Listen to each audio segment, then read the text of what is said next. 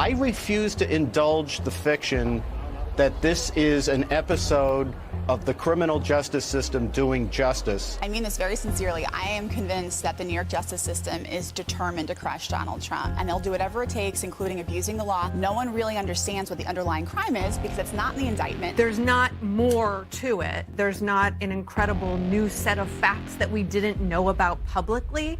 It's really the facts of this case as they have existed for basically almost 7 years. That will play immediately into the politics of this, that there was nothing new, that there was not a new surprising fact pattern. In America, we're supposed to have a free and fair justice system, and one of the critical components of that is to know what you're being charged with. The accused has the right to know what they're being accused of, right? That's a hallmark of the Sixth Amendment in the Constitution, something we're all guaranteed to have. This is a highly partisan, highly political process.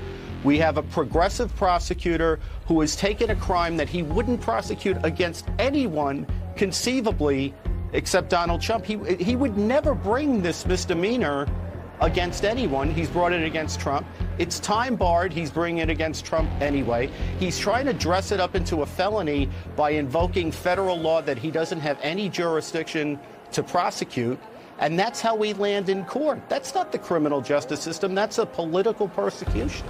It's another example of a New York prosecution going after Trump where there's no victim. How do you sort of legality-wise, but also on the optics of it, then sort of bump this up from misdemeanor to felony when you've downgraded 52% of felonies and won't prosecute many of the violent crimes? Down here on planet Earth, we shouldn't be regarding Alvin Bragg as a law enforcement official.